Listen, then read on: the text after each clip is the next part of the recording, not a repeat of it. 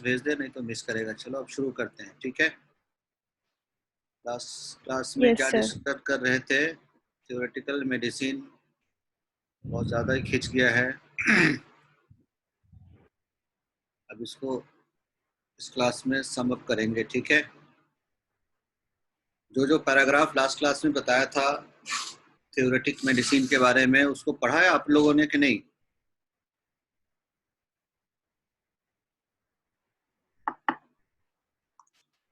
Organon की yes text book sir. है अभी मुदब्बिर सामने? Yes sir. चलो, जो लास्ट आपको बता रहे थे जहाँ पे वो टाइम खत्म हो गया था, रह गया था, उसका लास्ट एक पैराग्राफ है। आप एक बार वो फिर से खोलो। Preface to the second edition. Preface. Preface to the second edition. Okay sir.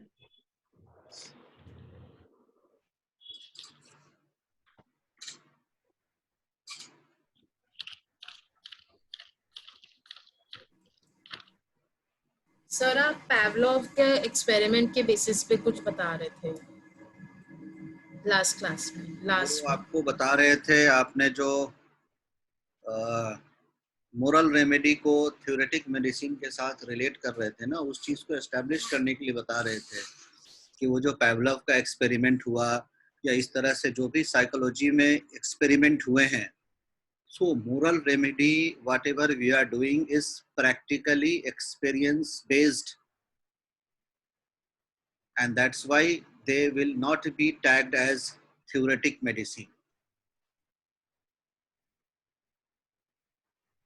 ठीक है। वो जो आपको एक्सपेरिमेंट बता रहे थे या कुछ भी जो उस तरह से है, वो साइकोलॉजी में when you are having any phenomena of psychological reaction, वो स्पेशली पेवलोव के उस रिएक्शन से साइकोसोमेटिक एस्पेक्ट और बहुत सारी चीज जो आपके थॉट से आपके फिजिक को रिलेट करता है।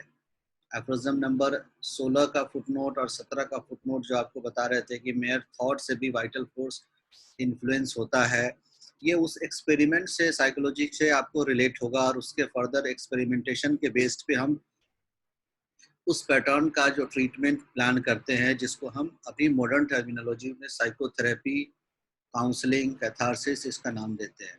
सो they are somehow based on experiment and they are rational. They are not just hypothetical. That's why they are not theoretic medicine. Am I clear to you? Yes sir. चलो, इसमें जो आपको second preface में जो paragraph हमने आपको दो paragraph बताया था, एक सेकंड पैराग्राफ, एक लास्ट पैराग्राफ। अब तीसरा जो आ जाओ, आप देखो एक पैराग्राफ में आई थिंक 6th या 7th पैराग्राफ है, जहां लिखा हुआ है hitherto, such has hitherto been, मिला?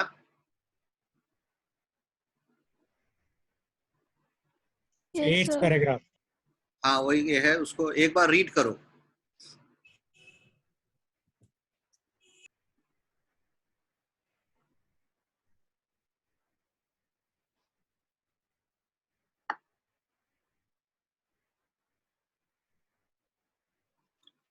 मुदब्बिर एक बार रीड करो इसको जोर से।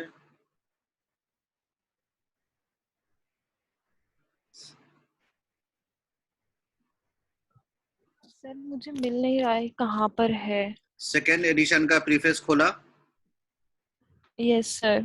और आपकी पतली वाली ऑर्गेनन है या मोटी वाली? मोटी वाली है। तो आप सेकेंड पेज पे बीच में आओ, ऊपर से बीच में नीचे। Yes sir. अब वहां पे देखो लिखा हुआ है in the pure science of experience, उसके बाद वाले पैराग्राफ में इन द प्योर साइंस, उसके बाद अच्छा, such as hitherto been the splendid juggling of so-called theoretical medicine धीरे से, in बस which एक मिनट रुक जाओ। एक्चुअली यही दिखा रहे थे कि देखो, इस जो अभी हमने आपको इस प्रीफेस में जो अभी तक 3 पैराग्राफ हमने आगे और पीछे से दिखाया और अब इसको लास्ट में बता रहे हैं, वो वजह यही है कि ये जो चीजें जो हनीमैन अभी एक्सप्लेन कर रहा था इस पर प्रीफेस में, अब यहाँ पे देखो क्लियर कट उसने कहा है, क्या टर्म दिया? The so called theoretical medicine. That means आपको जो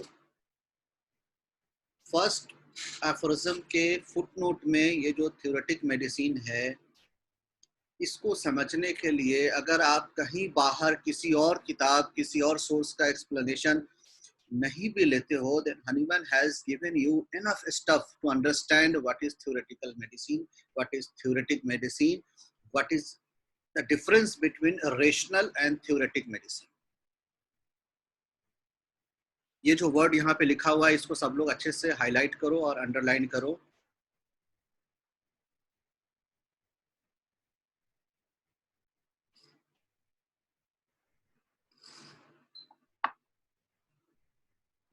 And this is what Hahnemann has explained his concept, that what he means when he say theoretic medicine.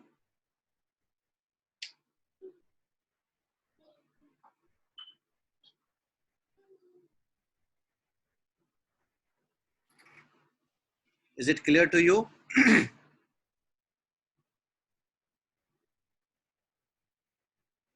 Second year. Yes, sir. चलो एक बार फिर से पढ़ो इस एफोरिज्म को, सॉरी इस पैराग्राफ को. Such as hitherto been the splendid juggling of so-called theoretical medicine, in which a priori conceptions and अच्छा, speculative इसको भी अंडरलाइन कर लेना. A priori conceptions and speculation.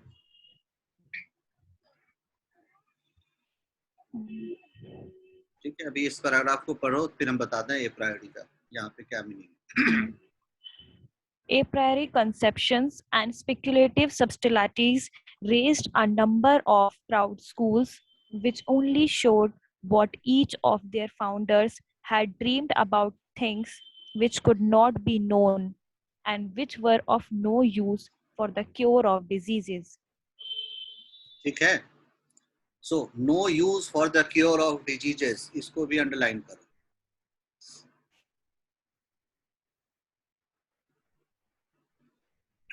ये जो लास्ट बता रहे हैं, no cure, no use for the cure of diseases. अब ये डिफरेंशिएट करेगा आपको, जो अभी अभी किसी को डाउट भी था लास्ट क्लास में regarding moral remedies. Moral remedies give you result, वहां आप अचीव करते हो. That means they are responsible for curing, they are responsible for relieving the sickness of the person or the patient. But theoretical medicines are useless.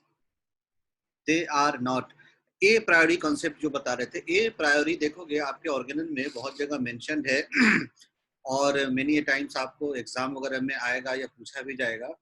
दो term होता है, एक होता है ए प्रायोरी और another is called a posteriori. Do you know meaning of a priori? Second year.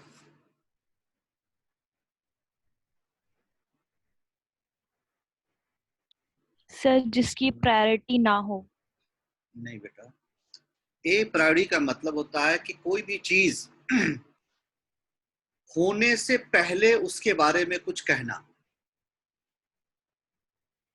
कोई चीज, कोई फेनोमेना अभी हुआ नहीं है, एक एक्शन अभी हुआ नहीं है, and before that you are describing, that is called a priori. And a posteriori बोलते हैं कि जब वो चीज हो जाए and then after you are describing it. ये कहने का मतलब क्या है, a प्रायोरी A posteriori? That means आप अगर अब एक्सपेरिमेंट की बात करो, आप अगर साइंटिफिक फेनोमेना की बात करो, जिसको हम रेशनल कहते हैं, वहां पे क्या कह रहे हैं, एक फेनोमेना हुआ, एक अकरिंग हुई, एक हैपनिंग हुआ, आपने उसको ऑब्जर्व किया, उसके पैरामीटर्स को नोट किया, दैट इज कॉल्ड एक्सपेरिमेंट. अब उस एक्सपेरिमेंट से आप एक कंक्लूजन निकालते हो और फिर उस कंक्लूजन को आप एक प्रिंसिपल के फॉर्म में डिस्क्राइब करोगे. This is called what? A posteriori. That means एक एक्सपेरिमेंटेशन या एक हैपनिंग, एक फेनोमेना के बाद अब आप उसके कंक्लूजन्स को अब आप वहां पे डिस्क्राइब कर रहे हो. Just a minute.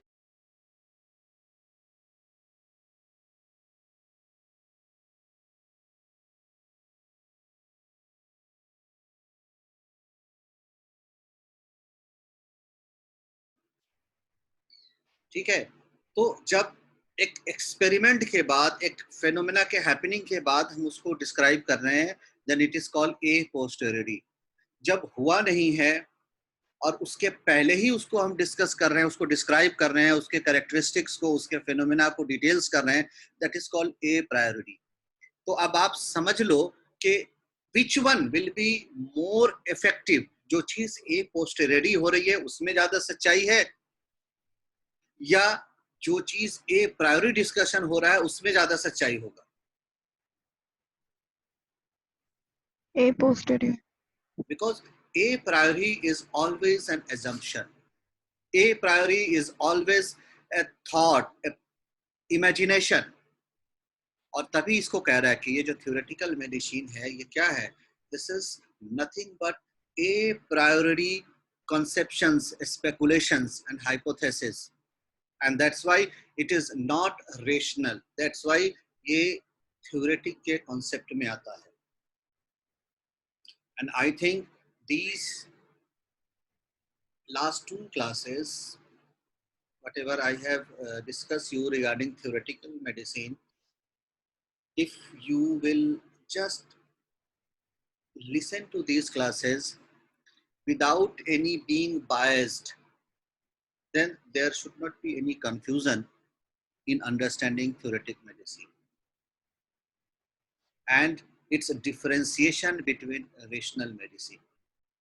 अगर इसके बाद भी किसी को रह जाता है, then in any class you can ask me. But अगर नहीं सुना है आपने पिछला 2 क्लास और ये क्लास भी, तो एक बार अच्छे से सुन लेना। हमने इस क्लासेस को ऑनलाइन भी डाल दिया है और आप अपना ये कॉन्सेप्ट क्लियर कर लेना रिगार्डिंग थ्योरेटिकल मेडिसिन। किसी भी चीज को एग्जाम के लिए पढ़ना एक अलग चीज है, ये शॉर्ट टर्म टारगेट है। 1 साल के बाद वो एग्जाम हो गया, अब उसका वैल्यू नहीं है आपके पास। बट अगर उस कॉन्सेप्ट को आप नहीं समझोगे तो ये लाइफ लॉन्ग आपके लिए एक ऑब्स्टेकल बना रहेगा। सो एग्जाम पर्पस तो अलग चीज है, कॉन्सेप्ट को समझने की कोशिश करो जो ऑर्डिनेंस में दिया हुआ है, जो हम आपको बता रहे हैं। और वहां ना समझ में आए तो 1 नहीं 10 बार पूछो, बट अपना मेहनत जरूर करो, बिकॉज अगला समझाने वाला लाख समझा लेगा, अगर आप एक्टिव नहीं हो तो वो फिनोमेना जो हमारी बातें हैं ना, वो आपके अंदर तक घर नहीं करेंगी। ठीक है, सेकेंड ईयर अब थ्योरेटिक मेडिसिन में और ज्यादा एग्जाम्पल नहीं देंगे। अभी अगर कोई डाउट है तो पूछो, फिर हम इस फुटनोट को आज फिनिश करेंगे। अभी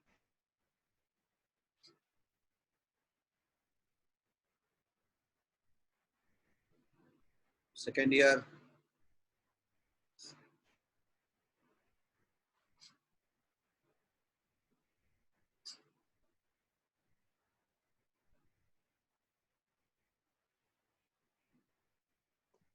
सर कोई डाउट नहीं है। चलो ठीक है, अब इस फुटनोट को एक बार शुरू से देखते हैं। इसके पॉइंट्स को आप सिर्फ अच्छे से देख लेना। ये जो कह रहा है हिज मिशन इज नॉट, इस पैराग्राफ को जब भी हम पढ़ेंगे तो हमको यहाँ से नहीं पढ़ना है। इसको पढ़ने से पहले हमेशा ये फुटनोट जिस मार्किंग पे दिया हुआ है एक बार वहां जाएंगे और इसके कंटिन्यूएशन में पढ़ेंगे। Then only we can have a clear understanding of what is given as a footnote. और उसको समझने के लिए फिर से एक बार जस्ट हैव इसको, इस एफरिज्म 1 को रीड करो। क्या कहता है? The physicians high and only mission is to restore the sick to health, to cure. Aphorism का काम यहाँ पे खत्म हो गया, मकसद यहाँ पे खत्म हो गया। अब इस एफरिज्म को एक और एक्स्ट्रा एडजेक्टिव देना चाह रहा है, एक एक्स्ट्रा इंफॉर्मेशन देना चाह रहा है। अभी तक के बात को, बात यहाँ पे खत्म हो गई जहाँ पे कॉमा में लिख रहा है। अब इसको एक एम्फेसिस दे रहा है, क्या? एज इट इज टर्म्ड, मतलब क्योर करने के लिए, आपके इस मिशन के लिए जैसे कहा गया है। हमने आपको लास्ट क्लास में भी बताया था ये क्यों कहा गया है। इसको समझने के लिए एक बार आप फुटनोट के इस सेंटेंस को देखो, ये दिख रहा है, whereon Yes, sir. so many physicians have hitherto ambitiously wasted their time, talent and their time. ये रीजन है इस फुटनोट को देने का, ये रीजन है कि इस चीज को वहां पे उसने हनीमैन को मेंशन करना पड़ा कि एज इट इज टर्म। और इस चीज को समझने के लिए आप इंट्रोडक्शन ऑफ ऑर्गेनन पढ़ोगे तो पता चलेगा, हिस्ट्री ऑफ मेडिसिन पढ़ोगे तो पता चलेगा कि उस टाइम हनीमैन के time what was the actual mode of practice of medicine, what was the method of treatment, what was the prevalent system, what was the prevalent concept of treating the patient. और तभी Hahnemann ने अपने इस mission को, अपने इस physician के missions को बताने के लिए इस फुटनोट का इस्तेमाल किया, बिकॉज क्या करना है वो तो करना है, पर जिस आदत से आप लोग जुड़े हुए हैं, जिस हैबिट में, एक सिस्टम में आप शामिल हैं, उस आदत को भी छुड़ाना है। ये तो करना ही है, लेकिन उसको भी छुड़ाना है। और उस आदत को छुड़ाने के लिए इस फुटनोट को देने की जरूरत पड़ी। और तभी यहाँ पे इसने ब्रैकेट में यहाँ पे लिखा भी है कि इसी जैसे कि अभी तक अपना टाइम और टैलेंट वेस्ट कर रहे थे जो फिजिशियन, इसको रोकना है, ये नहीं करना है। And that's why there is need for saying as it is termed. So when we continue this footnote with this last word as it is termed, and then we will start that his mission is not, however, to construct the so-called system. Once again देखो क्या बात कर रहा है, to construct the so-called system, एक ऐसा system, एक ऐसा मेथड, एक ऐसा प्रिंसिपल बनाना जो कि बेस्ड है सिर्फ ख्याली बातों पे, सिर्फ इमेजिनेशंस पे, सिर्फ किसी के कहे सुने पे, और what ever you can say that is a प्रायोरी, not a posterity. क्योंकि ऐसा ही उस टाइम पे लोग करते हुए चले आ रहे थे। So you should not waste your time. The physician, what Hahnemann means by saying the physician, to whom Hahnemann is here advising that your work is not to construct the so-called system of medicine based on hypothesis, empty speculation and a priori conceptions, जैसा कि अभी तक लोग करते आ रहे थे। This is one point of warning. Second point क्या कह रहा है, nor it is to attempt to give countless explanation regarding phenomena in disease and their approximate cause. Second point क्या कर रहा है, एक तो आप सिस्टम की बात कर रहे हो, that means आपका अप्रोच क्या है, आपका कंसेप्शन क्या है, उसकी जो हाइपोथेटिकल एक्सप्लेनेशन है उसको मना कर रहा है। दूसरा पॉइंट, पेशेंट के अंदर जो हुआ है, पेशेंट के अंदर जो सफरिंग हो रही है, उसको भी हाइपोथेटिकल एक्सप्लेनेशंस में अगर आप जगे हो तो आप क्या करोगे और पेशेंट के साथ क्या हो रहा है जिसकी वजह से ये डिजीज फेनोमेना आ रही है, ये दोनों ही करने के लिए मना कर रहा है। इस दोनों से ही टाइम वेस्टिंग ऑफ टाइम है। उसका फिर रीजन वही है। इसका मतलब ये नहीं समझ लेना कि आज के दौर में पेशेंट अगर पूछे कि हमको बीमारी कैसे हो गई, हमको अभी ये क्या हो गया, हमारा डायग्नोसिस क्या हुआ, then you will not explain. No, it is not so. यहाँ पे इस चीज को मना करने का रीजन फिर वही है, बिकॉज आप क्या कर रहे हो और आप पेशेंट के अंदर क्या समझ रहे हो, वो दोनों ही उस टाइम पे एक हाइपोथेटिकल, एक थ्योरेटिकल कॉन्सेप्ट पे बेस्ड था, एक इरेशनल कॉन्सेप्ट ऑफ मेडिसिन पे बेस्ड था। और तभी उस दोनों तरीके से एक्सप्लेनेशंस करने के लिए, बिकॉज वो एक्सप्लेनेशन गलत था, बिकॉज वो एक्सप्लेनेशन फ्रूटफुल नहीं था, बिकॉज वो एक्सप्लेनेशन ए प्रायोरी कॉन्सेप्शन पे बेस्ड था। And that's why Hahnemann has warned not to do neither explain your view nor explain patients suffering and their phenomena, because both are not based on a perfect scientific observation. They are not based on any experimental outcome. they are not based on a posteriori observation, rather they are a priori hypothetical conceptions. And then the last part of this paragraph is of such learned reveries. ये reveries का meaning देखोगे तो फिर आपको समझ में आएगा. ये reveries का मतलब फिर होता है एक ख्याल, एक imaginations, एक सोच, किसी thought में, किसी एक धुन में आप अंदर ही अंदर मगन रहो.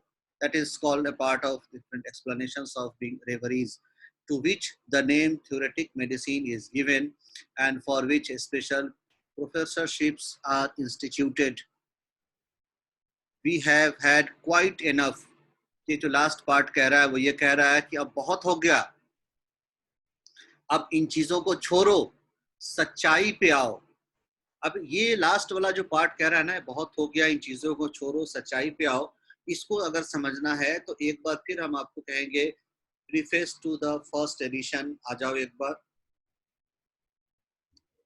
Sir, sorry to disturb. हाँ जी, Some students are waiting.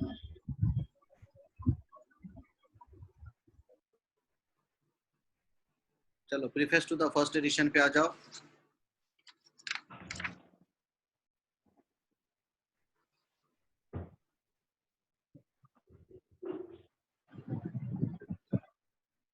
Preface खोल लिया? Yes, sir. चलो अब नीचे से सेकेंड लास्ट पैराग्राफ पे आओ.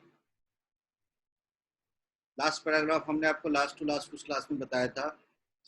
सेकेंड लास्ट पैराग्राफ पे आओ, जहां देखो लिखा हुआ है it remains to be seen whether physician. Yes, sir. एक बार इसको रीड करो. It remains to be seen whether physicians who mean to act honestly by their conscience and by their fellow creatures will continue to stick to the pernicious tissue of conjectures and caprice, or can open their eyes to the solitary truth. एक बार फिर से read करो. It remains to be seen whether physicians who mean to act honestly by their conscience and by their fellow creatures will continue to stick to the pernicious tissues of conjectures and caprice, or can open their eyes to the salutary truth. ठीक है. अब इस paragraph को पढ़ के अब ये last part कहना कि अब कह रहा है फिर से अब बहुत हो गया, अब अपनी अंतरात्मा को सुनो, अब अपने कॉन्शियसनेस को जगाओ और अब भी डिसाइड कर लो कि आप वही करते रहोगे जो अभी तक थ्योरेटिकल कॉन्सेप्शंस पे करते आए हो, या अब सच्चाई की तरफ देखोगे, आंख खोल के एक्सपेरिमेंटल रियलिटी को पहचानोगे. That's why it is called now it is high time. बहुत हो गया, अब तो संभल जाओ, अब तो एक बार अपने कॉन्शियसनेस को जगाओ, अपने कॉन्शियसनेस की सुनो. And left what you are doing till now and feel the reality. सच्चाई को पहचानो, सच्चाई को देखो, जो एक्सपेरिमेंटल बेस्ड है, इस चीज को देखो. और इस लास्ट पैराग्राफ को उस पैराग्राफ के साथ रीड करके हमेशा इसको पढ़ना. And then he lastly says that okay, now it is high time and avoid what you are doing till now. Just give a kick to your consciousness and identify the reality, find the truth and follow the truth. And when you will follow the truth, then you will perceive, you will identify that how far you are moving from the way of practice, the concept you are following, that is differentiated, that is far away from the reality, from the truth. So by these things, here is the finishing of this footnote in short as per your second year standard. First is this theoretic medicine is a system of medicine, not a substance. It is a concept, not a matter. And in this concept, Honeyman wants that while you are performing your mission, while you are going to achieve your mission, but without these type of phenomena, without these type of activities, and these activities are either to explain your system of medicine to the patient that is not based on perfect experimentations, or to explain the patient's phenomena that is again useful, not useful to the patient. While he is, if someone is agonizing in pain, someone is suffering with severity of its complaint, then at that time what is important for him? उस दर्द से आराम मिला उसको जरूरी है, या उस दर्द का एक्सप्लेनेशन उसको जरूरी है? पहले आराम मिल जाए, फिर आप उसके बाद में कोसते रहोगे। पहले उसके तकलीफ को रिलीफ करो, पहले उसके सफरिंग को सूद करो। That is more important, that is the priority, because that is your mission. ना कि उसको बातों में बनाए रखना। एक कहते हैं ना कि कुछ होता है जो बातें बनाना बहुत जानते हैं लेकिन परफॉर्मेंस नहीं होता। ये जो बातें बनाना होता है, ये क्यों? Because you are unable to perform.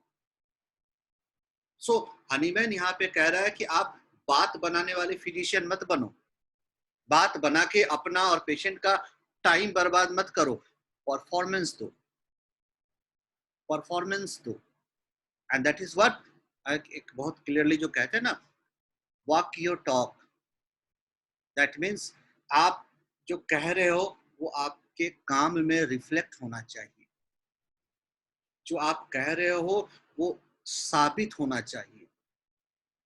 Because ये जो बात बना रहे हो ये साबित नहीं होता, ये बात ही बनती रहती है। साबित वो होता है जो सच्चाई है, जो रियलिटी है, जिसको आप एक्सपेरिमेंटेशंस के बेस्ड पे अचीव कर चुके हो। So this much as for your second year is regarding the footnote and aphorism number 1. In finishing this aphorism, you must prepare your this breakup file. I will give you those aphorisms which I will discuss. These aphorisms footnote, sorry, ये breakup क्या है? This is one of the analytical descriptions of your main concept of this aphorism, और any aphorism जिसका भी हम आपको breakup बताएंगे, वो उसके कॉन्सेप्ट का एक एनालिटिकल डिस्क्रिप्शन है, जिसमें उसको क्या समझना है। पूरा लैंग्वेज तो लिखा हुआ है, अगर उसको एक ग्राफिकल रिप्रेजेंटेशन में उस एफोरिज्म को समझना पड़े तो उसकी अंडरस्टैंडिंग के लिए है। So this is the breakup of your aphorism. इसमें फुटनोट का ब्रेकअप नहीं है, सिर्फ टेक्स्ट का है।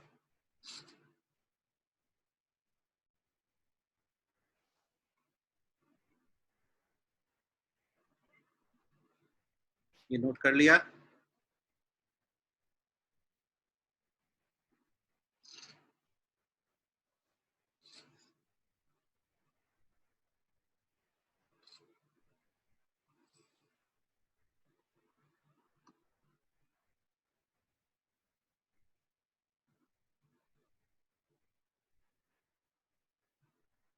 चलो नेक्स्ट क्लास में हम लोग एफोरिज्म नंबर 2 आएंगे। Before we move to aphorism number 2, अब जस्ट 1-2 मिनट बचा है। एनीवन हैविंग एनी डाउट और any questions related to your aphorism number 1 और इट्स फुटनोट और anything that I have discussed in the context of this aphorism?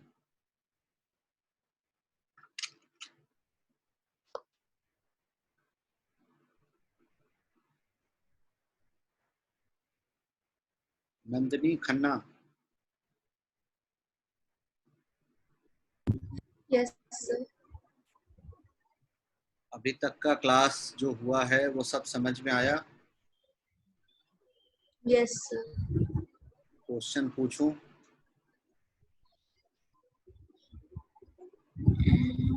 आप पूछोगे या इधर से हम पूछें आपसे? बताओ।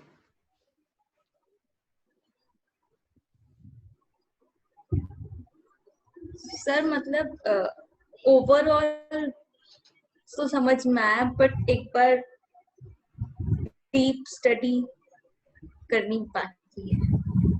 और कितना डीप जाना है आपको ये बताओ, कहाँ पे जाना है ये बताओ।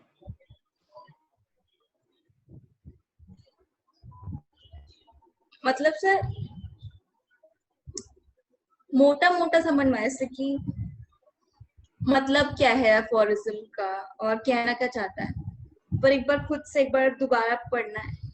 तो पढ़ लो ना, तो आई थिंक 3-4 हफ्ते से इस अफरिज्म को पढ़ा रहे हैं, और कितना टाइम चाहिए पढ़ने के लिए।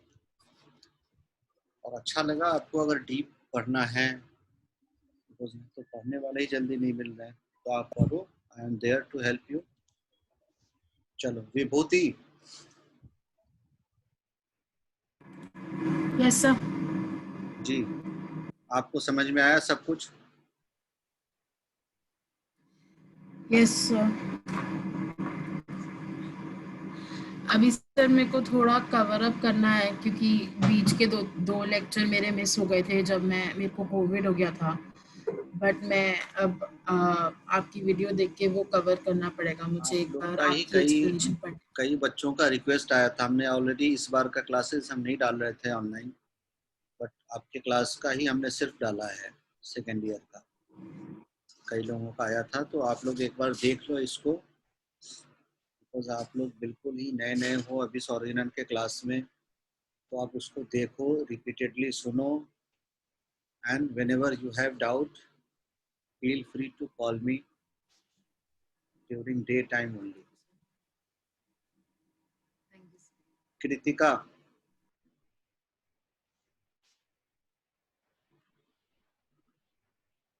Kritika Gupta, explain mission in short.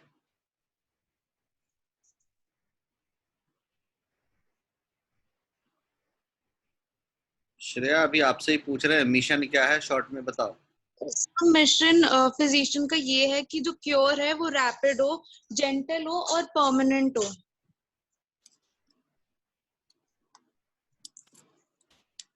और कुछ? No sir.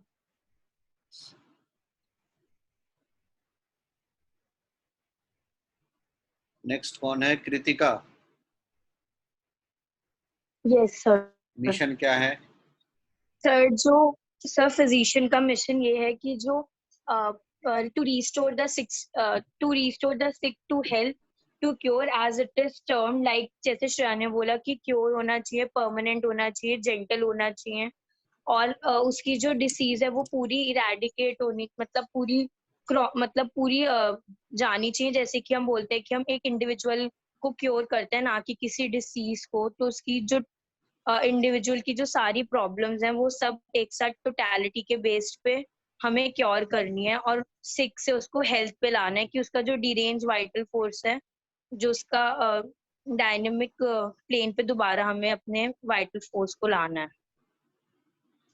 अगर आपसे कोई पूछे कि आपका नाम क्या है तो क्या बताओगे? कृतिका गुप्ता।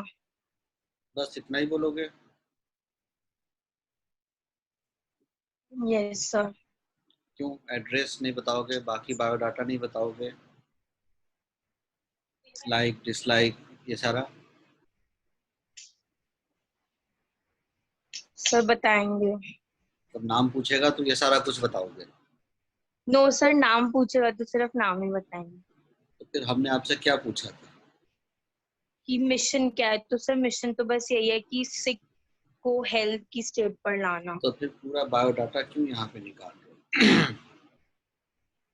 यही सब चीज आप जान के भी अपने एग्जाम में ना, वाइवा में स्पेशली, आप अपने मार्क्स को या अपने क्वेश्चंस को ना आप थोड़ा सा और डायरेक्शन में ले जाते हो, और जितना बोल के आपको 10 मार्क्स मिलना चाहिए था, आप 2 मार्क्स के लिए उतना बोल देते। Yes specially sir. वाइवा में टू द पॉइंट बोलो कि अगला क्वेश्चन एग्जामिनर क्या पूछेगा, वो आप उसको लीड कर दो। आपने सिर्फ पूछ लिया, इतना बता दो कि his mission is to cure. अब सवाल का जवाब पूरा हो गया, अब वो पूछेगा आगे, तो अब उसका मीनिंग बताओगे। अब वो पूछेगा इसका क्योर का हाईएस्ट आइडियल क्या है, तो अब आगे बताओगे। दैट मीन्स आपके पास मैटर पूरा है, आपने एग्जामिनर को 4 क्वेश्चन पूछने का मौका दिया, दैट मीन्स उसके नज़र में आपने 4 सवालों का जवाब दिया, और एक ही सवाल में आप इतना कुछ कह के चले जाओगे तो अल्टीमेटली क्या होगा, आपने एक ही सवाल का जवाब दिया। Okay sir. तो वाइवा के एग्जाम के लिए specially how you will reply is very important, और इसमें अच्छा और ब्रिलियंट स्टूडेंट का एक क्राइटेरिया होता है कि अगले सवाल के जवाब में एक ऐसे जगह पे जाके रोको कि आप ऑलमोस्ट एग्जामिनर को गाइड कर सको कि अब वो नेक्स्ट क्या पूछेगा।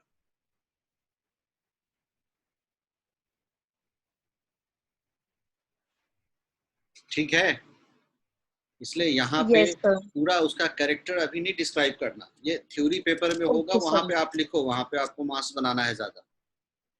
Okay viva sir. में तो हम बातचीत कर रहे हैं, तो टू द पॉइंट लेंगे, अगला बार उसको पूछने दो, फिर उसके बाद हम उसको जवाब देंगे। यस तो सर। जब आपसे पूछा जाए मिशन, डिस्क्राइब मिशन, तो आप उसका मीनिंग डिटेल्स थोड़ा सा बताओगे। जब आपसे पूछा जाए उसका मिशन क्या है, तो आपसे बताओगे इज टू क्योर और to restore the sick to health. बात करें और okay sir. Restore the sick to health यहाँ कहोगे तो आपको एक लीड करने का मौका मिलेगा, या क्योर कहोगे लास्ट में रुक जाओगे तो एक लीड करने का मिलेगा कि अच्छा क्योर किसको कहते हैं, तो आप उसका फिर मीनिंग बताओगे।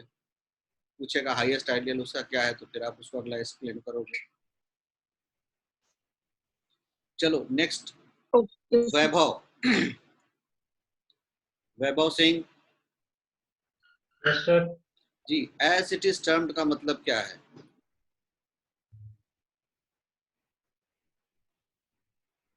सर जो हम मतलब पेशेंट को देखता है फिजिशियन, तो कि उसको जो लिखा गया है सिर्फ वही करना है, उसके अलावा एडिशनल अपनी तरफ से कुछ नहीं करना है।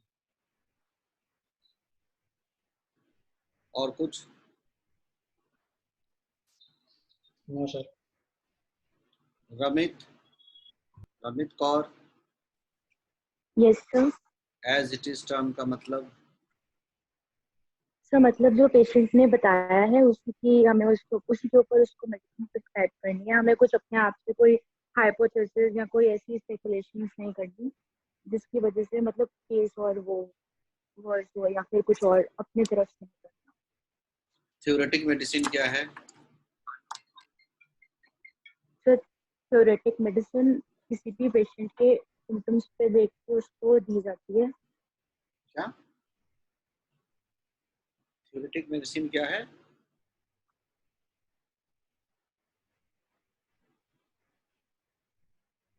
हाँ जी, जल्दी जल्दी बोलो। सर सेट ऑफ मेडिसिन है which is based on empty speculations, मतलब जो भी उसके मतलब जो उसको नहीं है उस पे उसको दे रहे हैं कोई मेडिसिन। जो उसको नहीं है उस पर क्या दे रहे हैं? मतलब सर मतलब जैसे कोई भी अपनी तरफ से कोई भी ऐसी स्पेकुलेशंस या ऐसी भी कुछ अपनी तरफ से हाइपोथेसिस बना के उसको कोई ऐसी मेडिसिन प्रिस्क्राइब कर दो, या फिर आप जैसे पिछले 2-3 क्लास में थे? सर जैसे manipulation. Yes sir. Last class में हमने कुछ लिखाया था आप लोगों को, वो कॉपी है अभी सामने? Yes sir. लिखा, यस उसका सर। सबसे पहला पॉइंट बताओ क्या लिखा है था? सर उसमें the physician is manipulating the patients with सबसे फॉल्स पहला पॉइंट कॉन्सेप्ट्स क्या लिखा बिकॉज़ है ही था और वो शी। बताओ। हमने शुरू लेक्चर में ही कुछ सर पॉइंट्स लिखा थ्योरेटिक है। मेडिसिन। हाँ। हाँ, यस सर। बोलो। Theoretic medicine is not a substance of medicine, rather it is ये called a इसका system of मतलब क्या होता है? medicine. बस बस इसका मतलब क्या होता है? सर कि वो कुछ ऐसी मेडिसिन नहीं है, मतलब वो सिर्फ उसको मेंटली पेशेंट को वो करने के लिए है, मतलब आप क्या कह रहे हो कि it psychologically. Is a set of medicine, मतलब फिर ये क्या उसको जस्टिफाई कर रहा है जो हमने आपको लास्ट क्लास में बताया? इतनी बार इसी डाउट को क्लियर करने के लिए हमने बताया, यही कंफ्यूजन हमेशा लेके बैठे रहे, तो इसीलिए सबसे पहला पॉइंट पे ही हमने वहां पे वो स्ट्रेस दिया था कि it is not any substance. अब फिर आप कह रहे हो सेट ऑफ मेडिसिन है। Sorry sir. थोड़ा सा दिल से क्लास करो, कॉन्सेप्ट ही गलत लेके बैठोगे तो फिर सब खेल गड़बड़ हो जाएगा। आप पिछला 2-3 क्लास को अच्छे से सुनो और फिर से पढ़ो उसको अच्छे से। ठीक है sir. Komal Singh, roll number 28।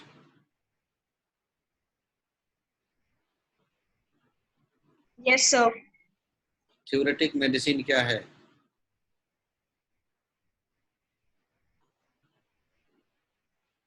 Sir theoretic medicine sir यही है कि सर पहले पहले के टाइम पर सर मेडिकल प्रैक्टिस के टाइम पे सर हाइपोथेसिस और स्पेकुलेशन बना दिए जाते थे, कोई वेरिफिकेशन एक्सपेरिमेंट नहीं होता था। तो सर जो भी प्रिस्क्रिप्शन देते थे वो सर एविडेंस बेसिस पे देते थे, सही से सुनते नहीं थे कि एक्चुअली प्रॉब्लम है क्या। और कुछ? सर बस। जो क्लास के बाद क्लास के मैटर को पढ़ते हो कि नहीं आप लोग?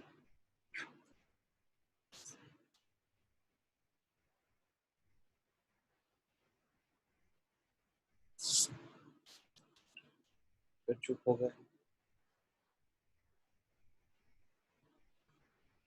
एक थ्योरेटिक मेडिसिन को समझाने के लिए हमने 3 क्लास लिया, फिर भी उसका कुछ प्रूफ नजर नहीं आता। इसलिए हमने लास्ट क्लास में लिखा भी दिया था, फिर भी आप लोग उसको आधा अधूरा बोल रहे हो। Anisha,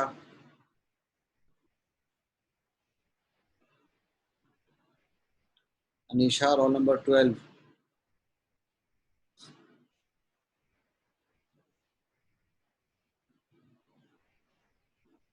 Anisha roll number 12।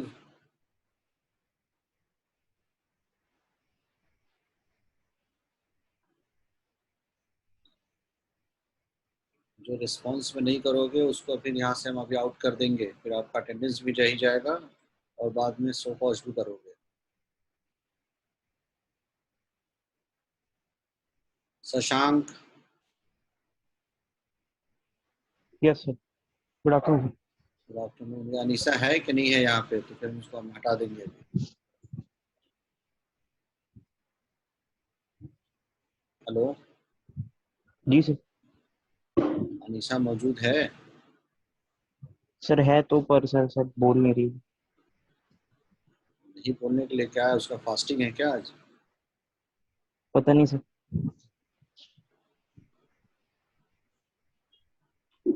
चलो आप बताओ।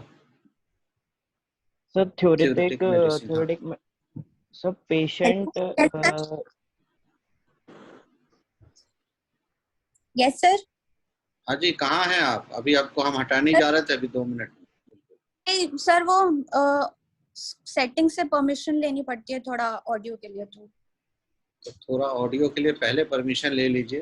वीडियो खोल के रखिए, हमने आपको पहले भी बताया था, आप लोग वीडियो ऑन करके भी रह सकते हैं।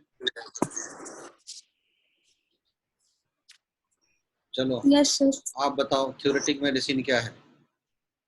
Sir theoretic medicines empty speculations पर पेशेंट्स को दे दिए जाते थे पहले, उनके अपने सर खोखली बातें, ऐसे पेशेंट एग्जैक्ट जो भी बोलता था वो उसको प्रॉपर्ली नोट नहीं करते थे, बस अपने हाइपोथेसिस के अकॉर्डिंग पेशेंट को मेडिसिन दे देते थे।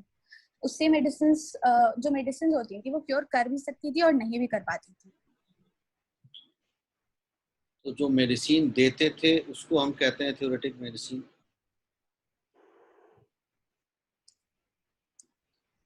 सर वो कॉन्सेप्ट है ये उसका, तो वो ऐसे बार बार आप लोग दे देते थे। देने पे क्यों स्ट्रेस डाल रहे हो? यही चीजें तो फिर बाद में आपको एक रॉन्ग इंफॉर्मेशन और एक रॉन्ग नोशन जो है वो क्रिएट कर रहा है। आप लोग बार बार फिर वहीं पे जा रहे हो। It is a system of practice. पिछली बार क्लास में भी लिखाया था, it is a way of practice, it is not a substance, it is not that what things you are giving, it is rather what you are doing. इसको आप अच्छे से देख लो, it is not that what you are giving, it is regarding what you are doing. जो last class में हमने लिखाया था इसके बारे में, उसमें एक ये सेंटेंस फिर से ऐड करो कि this is not regarding what you are giving, this is regarding what you are doing. इस दोनों में फर्क को अच्छे से समझो और पहचानो। यहाँ तक गिविंग वाली बात रखोगे, हमेशा आपके दिमाग में एक सब्सटेंस, एक मेडिसिन, एक मैटर ये घूमता रहेगा।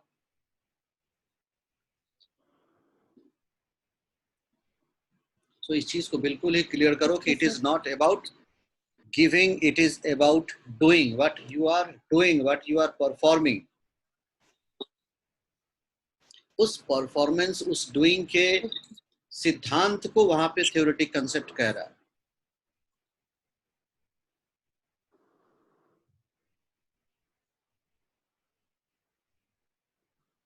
मैं क्लियर? Yes sir. चलो शशांक। Yes sir.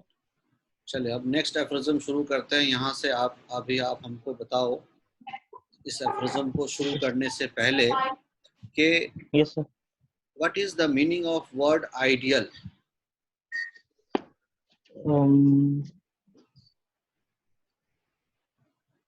आइडियल, ये सब लोग अभी मीनिंग देख के रखो। Who will decide? इस एफ्रिज्म को शुरू करने से पहले आइडियल वर्ड का जानना बहुत जरूरी है। इसमें अगर आइडियल को नहीं समझोगे तो बाकी सारा कंसेप्ट ही आपका आधा अधूरा ही रह जाएगा।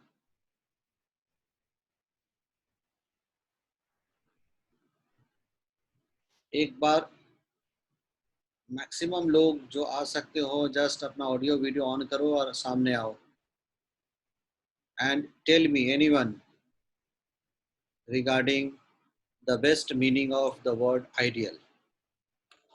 Sir perfect. कौन बोल रहा है? गार्गी। परफेक्ट। परफेक्ट और आइडियल बिल्कुल मैच कर रहा है exactly. Sir sir most suitable. और कोई?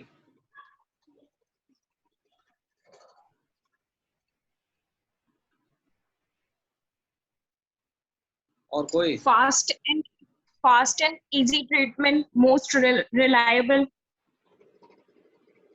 ये कहाँ से आ गया? कौन से डिक्शनरी में लिखा हुआ ये आइडियल का मतलब फास्ट एंड इजी? हमने आपसे आइडियल पूछा है, एफ्रिज्म 2 का मीनिंग नहीं पूछा है। Just ideal word. सर किसी चीज का स्टैंडर्ड ऑफ परफेक्शन या एक्सीलेंस और हाईएस्ट एम किसी चीज का। स्टैंडर्ड इन परफेक्शन, ये थोड़ा सा नियरेस्ट क्लोज है रेदर देन परफेक्शन। और कुछ? सर फिनोमिनल, मतलब समथिंग परफेक्ट किसी के अकॉर्डिंग, जो पढ़ रहा है उसके अकॉर्डिंग परफेक्ट है लेकिन रियलिटी ना बन सके, एक इमेजिनरी। That is true. कौन बोल रहा है ये? सर दिवस गुप्ता। क्या बात है, पता था या डिक्शनरी देख रहे हो? सर डिक्शनरी देख, पुराने में देखा। चलो वेरी गुड। ये जो मीनिंग है ना, इसको एक बार आप फिर से बोलो, बाकी को सुनाओ एक बार अच्छे से। समथिंग परफेक्ट बट इमेजिनरी, जो रियलिटी ना बन सके, जो पढ़ रहा है उसके अकॉर्डिंग वो परफेक्ट होना चाहिए। ये मीनिंग बाकी सबको समझ में आया?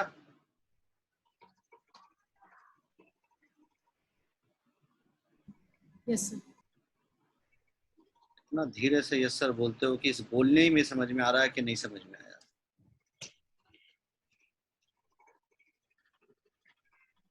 मुदब्बिर? Yes sir.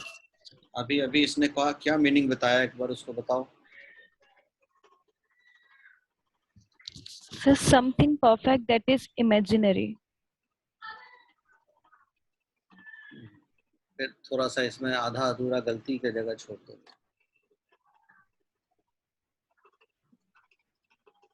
एक बार फिर से रिपीट करना, आप कौन बोल रहे थे, नाम बोल गए फिर अभी। सर दिवस गुप्ता। हाँ दिवस, फिर से बोलो एक बार। Sir ideal means something perfect which is imaginary but could not become reality. It should be ideal according to the person जिसको वो चीज एक्सप्लेन करी जा रही है। So, इसमें सिर्फ इमेजिनरी नहीं है, समथिंग परफेक्ट। एक परफेक्शन का एक अल्टीमेट, आपके अचीवमेंट का एक अल्टीमेट, आपके सोच के सच्चाई का एक अल्टीमेट।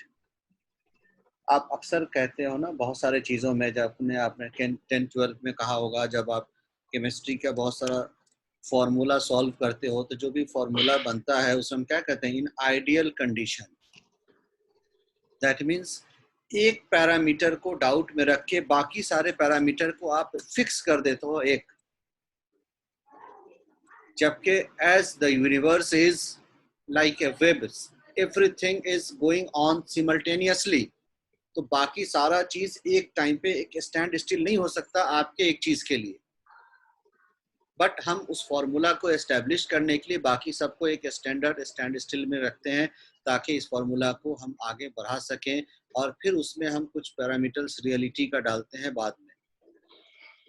सो इस चीज को यहाँ पे समझने के लिए आप इस वर्ड मीनिंग को याद रखना कि हनीमैन ने क्योर करने का एक ऐसा अल्टीमेट, एक ऐसा हाईएस्ट, एक ऐसा आइडियलिस्टिक स्कोप बताया है कि जो चीजें हैं ना, इसमें देखोगे कोई भी चीज स्टैग्नेंट नहीं है। स्टैग्नेंट कहने का मतलब है कि वो ऐसा नहीं कि वहां पे आप पहुंच के कहो कि नाउ आई हैव रीच्ड। दूसरा, इंड एक दायरा नहीं बना हुआ है, और ये एक अल्टीमेट को ले जाता है कि आप हमेशा इसकी टुवर्ड्स रहोगे, एकदम से इसके ऊपर कभी आप अचीव टारगेट नहीं कर सकते। तभी हम कहते हैं कि एक रियलिटी से थोड़ा सा दूर होता है, रियलिटी से परे होगा। आपकी रियलिटी इसके टुवर्ड्स होगी, बट ये अनअचीवेबल है। बट अनअचीवेबल का मतलब नहीं कि इसको छोड़ देंगे, आप इसके अल्टीमेट तक नहीं पहुंच सकते। देखो इसमें कुछ वर्ड है, रैपिड, किसको बोलते हैं रैपिड? अगर आप बोलोगे तो रैपिड को कभी आप फिक्स कर, फास्ट तो हम कहते हैं मीनिंग है, बट क्या कितने को बोलोगे रैपिड? इसके लिए एक टाइम पीरियड क्या आप फिक्स कर सकते हो? सर जेंटल किसको बोलोगे? इसके लिए क्या आप पैरामीटर फिक्स कर सकते हो कि हाँ यही इतने तक होगा जेंटल? ये हमेशा एक वेरिएबल है। रैपिड हमेशा एक वेरिएबल है, शॉर्टेस्ट हमेशा एक वेरिएबल है, रिलायबिलिटी हमेशा एक वेरिएबल है, ये जो हार्मलेस हमेशा एक वेरिएबल है। दैट मीन्स जितना भी एडजेक्टिव यहाँ पे हनीमैन ने यूज किया है वो एक वेरिएबल है। एक टारगेट, एक डिस्टेंस अचीव करने के लिए सपोज कर लो पर्सन एक्स अगर 1 घंटे में जाता है, वो उसके लिए रैपिड है। कोई 50 मिनट में जा सकता है, कोई 40 मिनट में जा सकता है, कोई 30 मिनट में जा सकता है, वो रैपिड हो रहा है। बट रैपिड को फिक्स नहीं कर सकते। हम किसी चीज को कहते हैं ना कि ये ब्यूटीफुल है, तो क्या पैरामीटर से फिक्स कर सकते हो ब्यूटीफुल? हमेशा एक कंपेयर में होगा, रैपिड हमेशा एक कंपेयर में होगा, जेंटलनेस हमेशा एक कंपैरिजन के साथ होगा। So all these adjective what is given here, they are always free at one end. That means they are always comparative, they are not fixed. And so Hahnemann has given here one idealism in this aphorism कि आप जो aphorism 1 में cure achieve करने के लिए कहा गया है, जो एक मिशन जो आपका है, उस मिशन का एक परफेक्शन कैसा होगा, एक अल्टीमेट ऑफ परफेक्शन कैसा होगा। दैट मीन्स क्योर करना है, ये एफरिज्म 1 में बता गया। अब क्योर को सजाने का जो है वो एफरिज्म नंबर 2 में है कि वो सजावट, वो ब्यूटी ऑफ क्योर का अल्टीमेट पॉइंट्स यहाँ दिया गया है। And this is always variable, this is always comparative. How you will achieve cure? One target, one idealism is set by Hahnemann in this aphorism that you should move towards this direction. But you should always remember that this direction is always a comparative. It is never कि आप इस चीज को fix नहीं कर सकते. कभी आप देखो क्रिकेट के वर्ल्ड में, अभी अब एग्जैक्टली नाम हमको याद नहीं है, किसी ने 60 बॉल में सेंचुरी बनाया तो बोला गया फास्टेस्ट सेंचुरी. उसके बाद किसी ने 54 बॉल में सेंचुरी बनाया तो बोला गया फास्टेस्ट, उसका रिकॉर्ड टूट गया. अब तक जो फास्टेस्ट था, जो 60 बॉल में बनाया था, अब नहीं रहा. उसके बाद किसी ने 50 बॉल से भी नीचे में सेंचुरी बनाया, अब ये फास्टेस्ट हो गया. अब इसके पहले जो 2 था वो नहीं रहा. अभी देखो, आई थिंक लास्ट अभी जो है वो 34-35 बॉल आई थिंक, अब वो फास्टेस्ट हो गया. तो एक टाइम था जब वो फास्टेस्ट था, 60 बॉल पे बना, लेकिन जब किसी ने उसको 54 बॉल पे बना लिया, अब ये फास्टेस्ट हो गया. सो ये फास्ट वो भी था, ये भी है, ये भी है. It is always comparative. अभी तक क्या अचीव कर गया जा चुका है, उससे जहां आप थोड़ा सा आगे कंपेयर मिलाओगे, फिर आपका ये कंपैरिजन जो है ना, रैपिडिटी, फास्टेस्ट, ये अचीव होना शुरू हो जाएगा. But it will always be comparative. ये फास्ट तभी तक है कि जब तक कोई और आपसे ज्यादा आगे नहीं निकल गया. One thing you have completed in a most rapid way, it is rapid only till someone else has not achieved in earliest than you. So, इस चीज को आगे पढ़ने के लिए सबसे पहले इस एफ्रिज्म में एक चीज का ध्यान रखना. In this aphorism, Honeyman has given an idealism. Honeyman has given here a idealism of perfection, idealism of beauty, of perfection of the cure. The cure, what is, that is he has mentioned in aphorism number 1.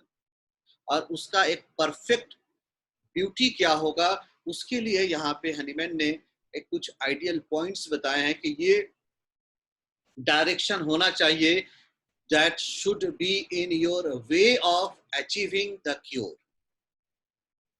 and जिसको कि Hahnemann ने नाम दिया है the highest ideal of cure. Now let's study this aphorism, highest ideal of cure. Honeyman has described this aphorism in 3 part. इस aphorism को देखोगे तो इस aphorism के 3 हिस्से हैं. सबसे पहला हिस्सा जो है वो ये और जो लिखा हुआ है दिख रहा है यहाँ से पहले. Excuse me sir. हाँ जी सर, रमित का एग्जिट हो गया नेटवर्क इशू की वजह से, इसको एंट्री दे दीजिए.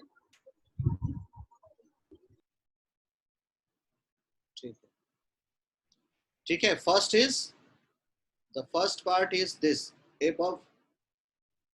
ये और जो लिखा हुआ है इसके ऊपर क्या कह रहा है, the highest ideal of cure, यहाँ से अब लेना शुरू करो, is rapid, gentle and permanent restoration of health. अपने पेपर पे इसको अलग से मार्क करते चले जाना. ठीक है, तो इसको हम यहाँ से समझाते हैं.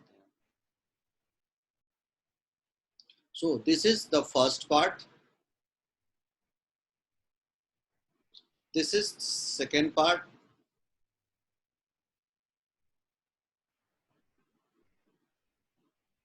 And this is third part.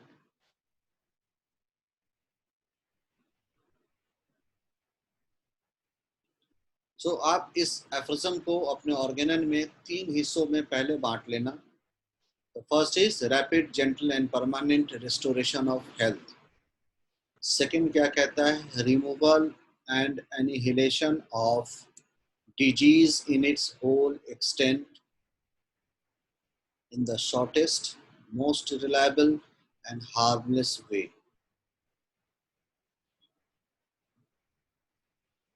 To understand this, again come to here. पहला पार्ट का सबसे इंपॉर्टेंट थीम क्या है? Restoration of health. दूसरे पार्ट का जो थीम है that is called removal and annihilation of disease in its whole extent. This is the theme of this two part. ये जो रैपिड, जेंटल, परमानेंट और शॉर्टेस्ट, मोस्ट रिलायबल और harmless लिखा हुआ है, these are adjectives. These are adjectives, these are variable. The thing is that these adjectives are suiting for, is used for this. So basic, the division of differences of the initial two part is, first what he is saying here is restoration of health. दूसरा what he is saying that removal and annihilation of disease. क्या फर्क है दोनों में, restoration में और removal में? Anyone?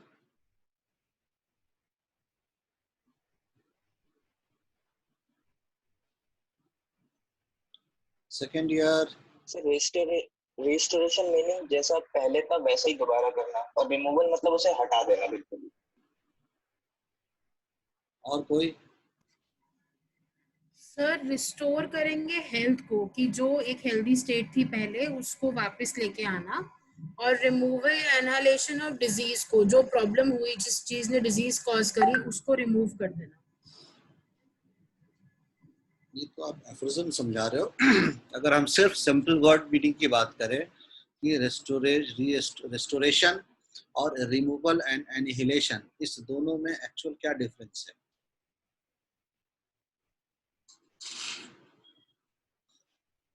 Sir restoration मतलब जैसा पहले था वैसा ही उसमें कंडीशन में वापस आ जाना, और रिमूवल मतलब एक पर्टिकुलर चीज को या डिजीज को हटाना। हम जो बता रहे हैं इसको बहुत अच्छे से सुनो ध्यान से। देखो, one thing that is called as passive action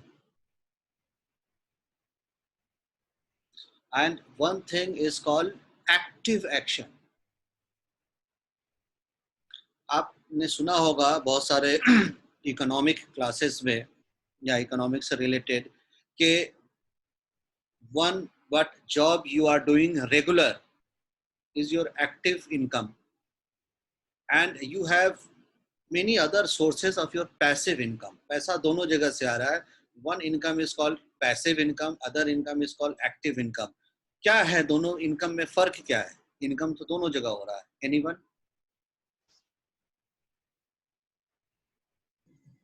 sir active income वो होती है जिसमें हम डायरेक्ट अपना। सर आप एनिहिलेशन और रिमूवल में डिफरेंस पूछ रहे थे कि क्या होता है?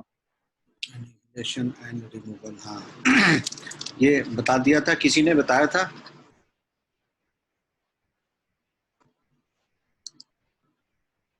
हाँ जी, एनिहिलेशन और रिमूवल में क्या फर्क है, किसी ने बताया था? बोले रिमूवल नहीं, रेस्टोरेशन और एनिहिलेशन में पूछा होगा। यस सर, रेस्टोरेशन और रिमूवल में पूछा था। हाँ, तो इसमें फर्क बता दिया था। सर हमने आंसर करे थे, आप फाइनली हमारे को बता रहे थे कि क्या करेक्ट चीज है। चलो ठीक है, जो भी हुआ था उसको मिला लेना, कहाँ तक बताया था हमको याद नहीं है। देखो, रेस्टोरेशन और रेस्टोरेशन ऑफ हेल्थ कह रहा है, और दूसरा बात क्या कह रहा है? Annihilation and removal of disease in its whole extent. आप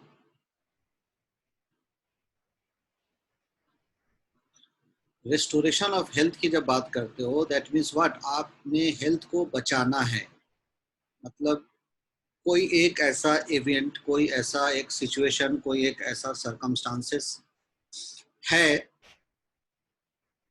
आप उस सर्कमस्टांसेस से अभी इनकाउंटर ना करके आप अपने आप को something that you have, you are protecting that. Just for example, अगर आप बाहर में हो, आप एक कुछ सामान कैरी कर रहे हो और अचानक से तेज आंधी आ गई, तो आप क्या करोगे? आंधी को रोकोगे या अपने सामान को बचाओगे, अपने सामान को कैप्चर करके रखोगे कि जितना हो सके ये अपने पास सेफ रह जाए? सामान को कैप्चर करके रखेंगे। दैट मीन्स वो आंधी आनी है, चली जानी है, you have to preserve whatever you have in your possession. Similarly, अगर आप मार्केट में खड़े हो छोटे बच्चे के साथ या किसी के भी साथ, और वहां पे कोई एक छोटा सा जानवर आ जाए, तो वहां पे आप क्या करोगे? उस जानवर को हटाओगे ना, या उस चीज को आप दूर करोगे? तो एक जगह पे आप उसको भगा रहे हो, that means what? You are directly confronting with the unwanted thing. एक जगह क्या रहे हो आप? अनवांटेड थिंग से डायरेक्ट कन्फ्रंटेशन ना करके आपके पास जितना है उसको उस प्रिजर्वेशन में बचाने की कोशिश कर रहे हो। ये दो चीज का कहने का मतलब यहाँ पे सेंस इस चीज को लिया जाता है कि बहुत सारे चीजों में आप देखोगे कि एक इनकाउंटर उस इवेंट के साथ उतना इफेक्टिव नहीं होगा, और वो इवेंट जब के एक टाइम लिमिटिंग इवेंट हो। उस टाइम लिमिटिंग इवेंट में क्या होता है कि वो इवेंट को आना है, अपना कोर्स करना है और चले जाना है। तो उस कोर्स में क्या होगा कि आप जो रिमेनिंग है उसको सेव करने की कोशिश करो। वो तो अपने आप चला जाएगा, उसको हटाने की कोशिश करने में अगर आपने जो सेव करना है उस पर ध्यान नहीं दिया तो वो डैमेज साथ में ज्यादा करके चला जाएगा। कुछ इवेंट ऐसे होते हैं जो आनी है और वो खुद से नहीं जाएगी।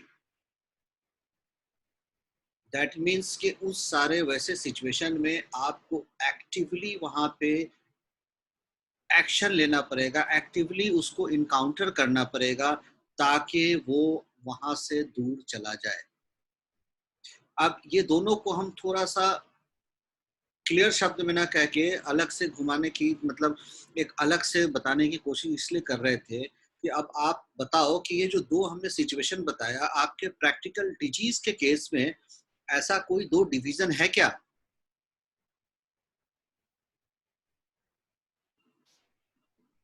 ये जो दो रास्ता बताया, दो तरीके का इनकाउंटर बताया, तो इसका दो तरीके का ऐसा कोई पॉसिबिलिटी ऑफ डिजीज है? हाँ या ना? जल्दी, सेकेंड ईयर।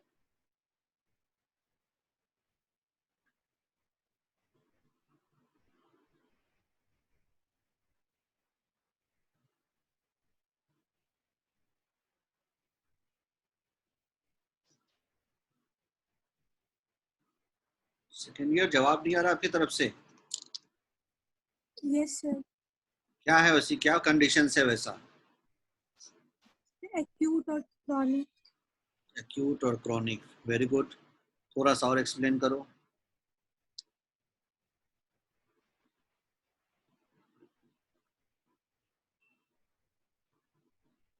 इसको थोड़ा सा एक्सप्लेन करो।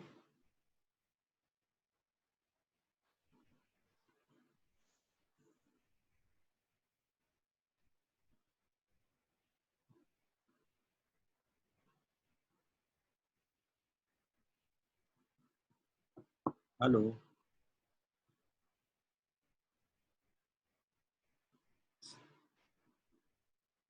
कौन बोल रहा था अभी? अंकिता। तो एक्सप्लेन करो ना इसको थोड़ा सा। आप जो एक्यूट क्रॉनिक बता रहे थे उसको एक्सप्लेन करो, कैसे यहाँ पे फिट हो रहा है।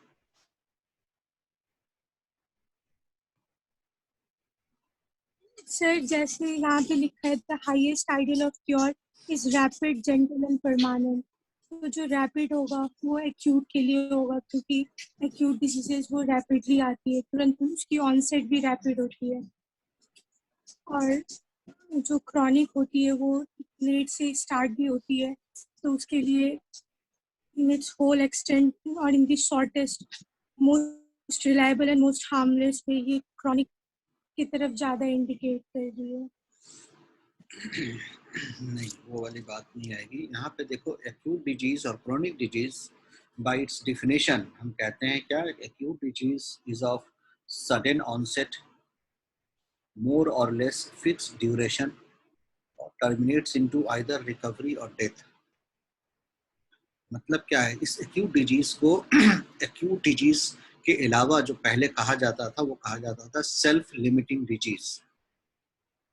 सेल्फ लिमिटिंग डिजीज मतलब ये ऐसा डिजीज है जो अपने आप खत्म हो जाना है, जो अपने आप चले जाना है, बस जितना देर रहेगा वो एक उसका स्टॉर्म, वो एक उसका हाइट होता है, आना है एक तूफान की तरह, एक रैपिडिटी की तरह, एक विजिबल परसेप्टेबल एंट्री के साथ एक विजिबल परसेप्टेबल एंट्री, एक रैपिड एंट्री, और जब तक रहेगा वो एक अपने एक स्टॉर्म में, एक अपने पावर के साथ उस तरह से डिस्टर्ब करेगा, and then the disease will go away, जिसको हम कहते हैं टर्मिनेट्स इनटू आइदर रिकवरी और डेथ। मतलब डिजीज चला जाएगा। अब रिकवरी या डेथ, डिजीज तो चला गया, डिजीज अगर जाते जाते जितने देर आपके साथ रहा, जितने देर उस पेशेंट के साथ रहा, उतने टाइम में अगर वो पेशेंट अपने आप को अपने स्ट्रेंथ को बहुत अच्छे से स्ट्रांग बना के अगर रखा है, या उसकी वाइटलिटी अगर स्ट्रांग है, अगर डिजीज फोर्स जितना था उससे ज्यादा फोर्स अगर इस इंडिविजुअल के स्ट्रेंथ की, उसकी इम्यूनिटी की थी, तो वो चला जाएगा और यहाँ रिकवरी स्टेट जो है वो आ जाएगा। दैट मीन्स डिजीज चला गया और पेशेंट फिर अपने आप को रिकवर कर लिया। दूसरा केस क्या होता है कि जो स्टॉर्म आया उसको अगर वो बर्दाश्त न कर सका, अगर उसकी वाइटलिटी इतनी स्ट्रांग नहीं थी, अगर उसकी इम्यूनिटी इतनी स्ट्रांग नहीं थी, देन व्हाट हैपेंड, उस डिजीज के इम्पैक्ट को वो सह नहीं पाया, and then the termination will be into the death. So these conditions of acute diseases, यहाँ पे सबसे ज्यादा एम्फेसिस जो करना होता है, that means you have to maintain your health, you have to strengthen your health। अक्सर देखोगे हम frequently एडवाइस सुनते हैं कि जब कभी कोल्ड कफ इस तरह की बात हो, सिंपल कोराइजा की बात हो, सिंपल फीवर की बात हो, तो वहाँ पे सबसे ज़्यादा एडवाइस किया जाता है कि आप रेस्ट में रहो, अच्छे से डाइट लो, थोड़ा सा एक्सर्शन, स्ट्रेस कम करो, दीज और व्हाट। ये सारा एडवाइस इसलिए किया जाता है कि वो सेल्फ लिमिटिंग डिजीज तो आना है, चले जाना है। आप यहाँ पे जितना स्ट्रेंथेंड रहोगे, आपकी वाइटलिटी यहाँ पे जितनी अपलिफ्टेड रहेगी, उतना कम से कम नुकसान पहुंचेगा आपको एक्यूट डिजीजेस से। यहाँ पे हनीमैन ने एक्यूट और क्रोनिक डिजीज का डिफरेंशिएशन क्लियर नहीं किया। यहाँ पे ये एडिशंस देखोगे from the very first edition 1810 में जब पहला एडिशन ऑर्गेनन का लिखा गया था, तब से ये एफरिज्म परसिस्ट कर रहा है। उस टाइम पे क्रोनिक डिजीज का डेवलपमेंट 1828 में हनीमैन ने किया था। एक्यूट और क्रोनिक डिजीज का डिफरेंशिएशन हनीमैन ऑर्गेनन में उस एडिशन से शुरू कर रहा था। सो इस टाइम पे वहां पे ये डिफरेंशिएशन एक्यूट और क्रोनिक का नहीं था, बट ये observation from the very beginning, even Hippocrates के टाइम से चला आ रहा था regarding self limiting diseases and protractive diseases. Protractive diseases बोलते हैं जो परसिस्ट करता रहता है, और यही वजह है कि हनीमैन ने यहाँ पे इन चीज को मेंशन किया, बिकॉज अगर वो सेल्फ लिमिटिंग डिजीज है, देन वहां पे आपका restoration of health, that means your emphasis is more on preserving your health. Your emphasis should be more on preserving or strengthening your vitality. Whereas chronic disease का definition कहता है कि slow imperceptible onset, मतलब imperceptible कब कहाँ कैसे शुरू हो रहा है। most of the cases में you are not aware कि आप कैसे chronic disease से infected हो गए। वो आप भी हो सकते हो किसी भी स्टेज ऑफ लाइफ में, आपको जेनेटिकली भी मिल सकता है, So you are not aware of the beginning. It is imperceptible. Second क्या कहा जाता है? It persists throughout the life. ये सेल्फ लिमिटिंग नहीं है, ये जिंदगी भर आपके साथ रहेगा. इवन आपके बाद अगर इसमें ट्रीटमेंट नहीं हुआ तो आपके जनरेशन्स में आपके थ्रू ये जाता चला जाएगा. So they are called protected disease. That means यहाँ सेल्फ लिमिटिंग नहीं है, यहाँ सेल्फ रिमूवल नहीं है, ये खुद से नहीं जाने वाला. That means you have to annihilate. यहाँ पे इसको हटाना पड़ेगा. जब बात हम annihilate की करते हैं, रिमूवल की करते हैं, then वहाँ पे मतलब होता है encounter with the disease force.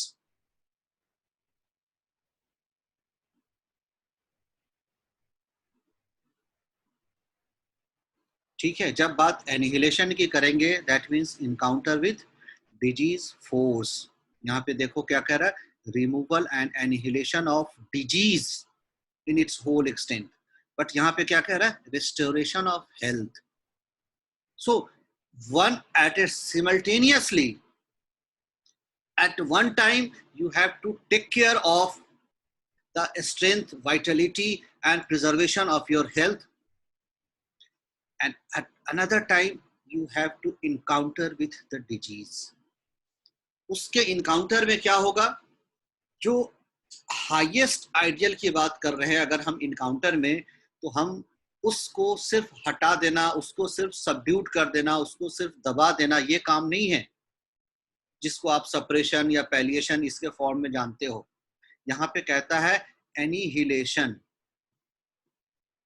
अगर आप डिक्शनरी में वर्ड मीनिंग देखोगे, एनिहिलेशन वर्ड का मतलब होता है नामो निशान मिटा देना. एनिहिलेशन का वर्ड होता है किसी चीज को उसके जड़ से खत्म कर देना. जड़ से खत्म करने का मतलब होता है कि अब उसका कोई भी एक ट्रेस न रह जाए. आप लोगों ने पुरानी फिल्मों में धर्मेंद्र का बहुत सारा डायलॉग सुना होगा, नामो निशान मिटा दूंगा, लाइक दैट. सो एनिहिलेशन का मतलब होता है कि सिर्फ उसको खत्म नहीं करना. इवन जस्ट इसका एक एग्जांपल छोटा सा एक अंडरस्टैंडिंग के लिए दे रहे हैं. आप लोग अगर थर्ड ईयर में जब जाओगे, सर्जरी पढ़ोगे, तो एक सर्जरी होता है लोकल सर्जरी, एक होता है रेडिकल सर्जरी.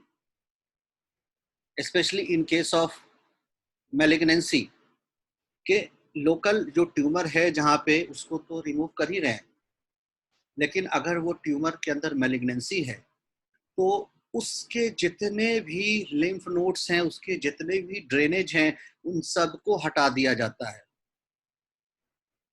उन सब को क्यों हटा दिया जाता है कि कहीं भी किसी भी ड्रेनेज में अगर थोड़ा सा भी ट्रेस रह गया उस मैलिग्नेंसी का, तो वहां से फिर पनपने लगेगा. तो रेडिकल सर्जरी जब हम कर रहे हैं वहां पे, तो एक एक ट्रेस को आइडेंटिफाई करके रिमूव करते हैं, हटाते हैं. जस्ट उस चीज को थोड़ा सा दिमाग, उससे हम मैच नहीं करा रहे, बट उसको थोड़ा सा दिमाग में रखते हुए यहाँ पे देखोगे कि उसी तरीके से जब हम बात एनिहिलेशन की करते हैं, तो यहाँ पे हनीमैन एनिहिलेशन से कहता है कि डिजीज को ऐसे हटाना कि उसका कोई भी एक इंडिकेशन, उसका कोई भी एक निशान, उसकी कोई भी एक पहचान यहाँ पे न रह जाए.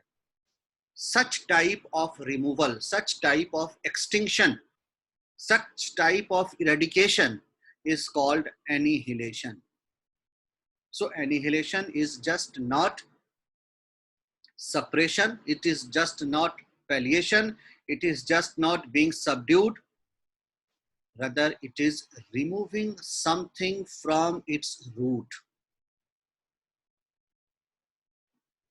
So highest ideal of cure में हनीमैन यहाँ पे एम्फेसिस जो देना चाह रहा है, वो वन इज कि you have to preserve your health, you have to preserve the health of the suffering individual, as well as simultaneously you have to extinct, you have to remove, you have to annihilate the disease in its whole extent. So ये first half, second half हमने जो दो criteria बताया था, इस दोनों को करते हुए वहां पे एक चीज जिसको हनीमैन ने बहुत अच्छे से एक रेगुलेट करने की बात की है, and that is the third part, ये वाला जो हमने आपको बताया कि first restoration of health is to be advised or that has to be performed. Second is annihilation and removal of its disease in its whole extent. अब इन दोनों के लिए कहा एक एक तीन तीन देखोगे एडजेक्टिव लगा दिया है, rapid, gentle and permanent, shortest, most reliable and harmless way, कि ऐसा करते वक्त आप ऐसा ना हो कि आप नुकसान करने फायदा पहुंचाने गए और फायदे के बनिस्बत ज्यादा नुकसान हो गया। इन चीजों का देखोगे ये जो क्यों कहा गया है वहां पे कि जेंटल होना चाहिए, रैपिड होना चाहिए और हार्मलेस होना चाहिए, रिलायबल होना चाहिए। इन चीजों के इस एडजेक्टिव्स का एक इम्पोर्टेंस है उस टाइम के प्रैक्टिस ऑफ मेडिसिन, उस टाइम के मेथड ऑफ ट्रीटमेंट को। अगर आप ऑर्गेनन में इंट्रोडक्शन पढ़ के देखोगे जब उस टाइम पे मेथड ऑफ ट्रीटमेंट किस तरह का था, तो वहां पे देखोगे उस टाइम पे जो प्रिवेलेंस मेथड ऑफ ट्रीटमेंट जिसको हनीमैन कहता था कि on the principles of theoretic medicine, what they are doing, they are just doing to in the search of materia peccans to remove the material cause. अब इस concept पे जब वो treat करते थे तो क्या करते थे, वेनिसेक्शन एक इलाज था, मतलब नस काट के, वेन्स को काट के वहां से ब्लड फ्लो करो, जो बैड ब्लड उनके हिसाब से ब्लड बाहर निकल जाएगा तो पेशेंट ठीक हो जाएगा। कपिंग होता था, लीचिंग होता था, कॉटराइजेशन होता था।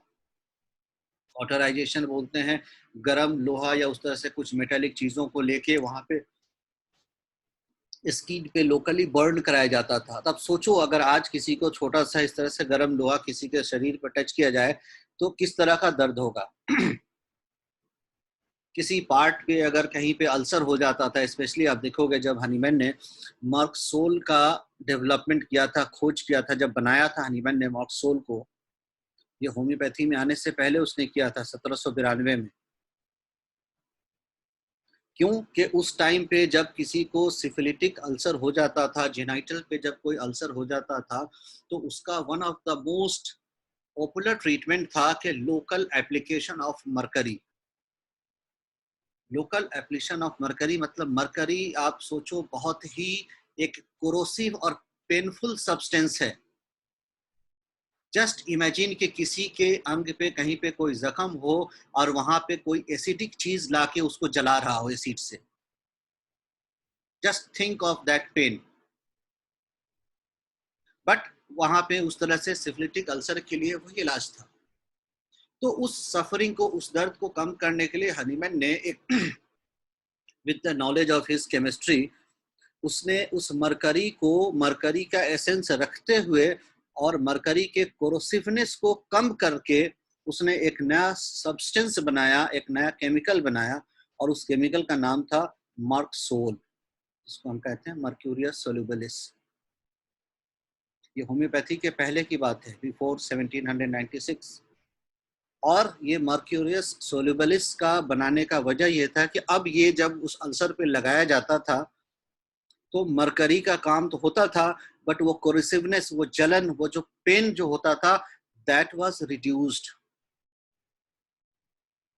सो उस time Hahnemann was well aware कि पेशेंट को इलाज के नाम पे कितना टॉर्चर सहना पड़ रहा है, पेशेंट को ठीक होने के लिए कितना ज्यादा लिंगर ऑन करना पड़ रहा है। सो उस टॉर्चर को, उस प्रोलॉन्गिविटी को जब हनीमैन ने अपने आंखों से देखा, रियलाइज किया, समझा, तो उसने इन सब चीजों को यहाँ पे स्ट्रेस दिया कि हम कैसे इन चीजों को पेशेंट को ठीक करते हुए और उनको जितना कम से कम इस सफरिंग, इस टॉर्चर और इस टाइम लैप्स को कम किया जाए। हनीमैन का सबसे ज्यादा आप ऑर्गेनन में देखोगे, डिफरेंट एडिशंस ऑफ ऑर्गेनन में जैसे जैसे हनीमैन का ये जो चेंजेस हनीमैन ने कहा है, उस सारे चेंजेस में जो सबसे इम्पोर्टेंट फैक्टर है जिसको हनीमैन ने फॉलो किया है, जिसके बेस पे ये चेंज होता गया है, और वो फैक्टर है reduce the suffering of the patient. ये इतना रिड्यूस करने के लिए कहा है कि देखोगे हनीमैन ने, आप होम्योपैथी में पर देखोगे एक टर्म यूज होता है that is called homoeopathic aggravation. What is that aggravation? बीमार है, बीमारी का सिम्टम ही और इंक्रीज होगा, and it was suppose to be good. Good इसलिए कि इसके बाद पेशेंट की बीमारी ठीक हो जाएगी, कोई बात नहीं, बहुत अच्छी बात है।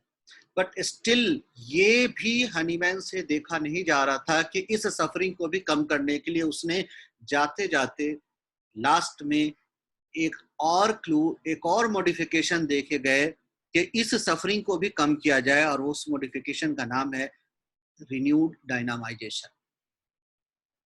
उस मॉडिफिकेशन का नाम है what you are knowing nowadays is 50 millisimal scale of potency। अब यहाँ पे इस स्केल में ये जो इनिशियल एग्रावेशन होता था, ये जो होम्योपैथिक एग्रावेशन होता था, इसको भी कम करके हनीमैन जाते जाते इसको भी एडवाइस करके गया कि अब ये यूज करोगे तो now you will not feel this much aggravation also. अगर आप बहुत बिगनिंग की बात करें, 1810 से पहले की बात करें, मतलब 1810 से 1796 से और 1810 की बात करें, तो उस टाइम होम्योपैथी में मदर टिंचर यूज होता था। उस टाइम होम्योपैथी में क्रूड सब्सटेंस जूस यूज होता था।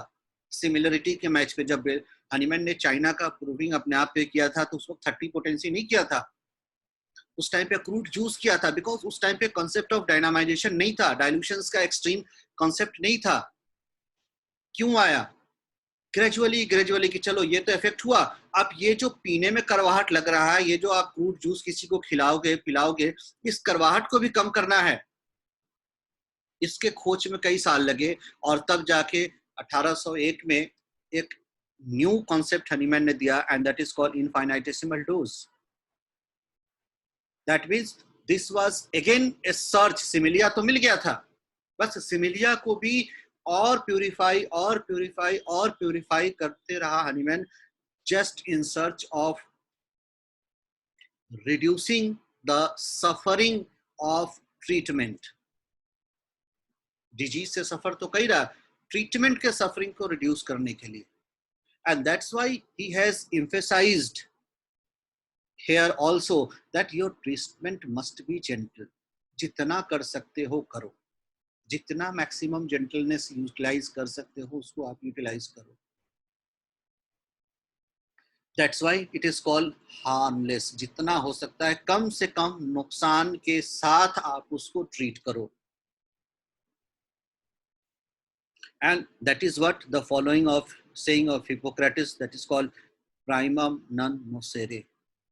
इसका मतलब होता है एटलीस्ट डू नॉट हार्म। मतलब आप अगर इलाज के नाम पे किसी को ठीक नहीं कर पा रहे हो तो कम से कम उसको नुकसान मत पहुंचाओ। दैट मीन्स कम से कम आपके हीलिंग प्रोसेस में उस सफरिंग को और इंक्रीज मत करो और उसको बढ़ाओ मत, उसको और फर्दर डैमेज मत करो।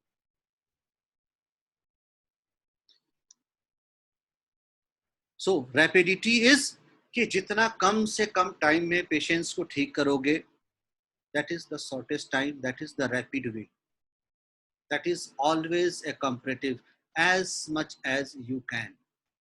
Gentle and harmless is again a comparative term.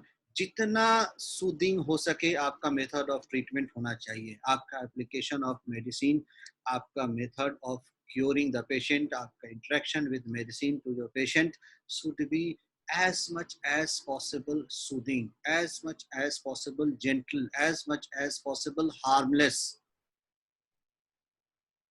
और तो थर्ड पॉइंट है, this permanent is related to this reliability.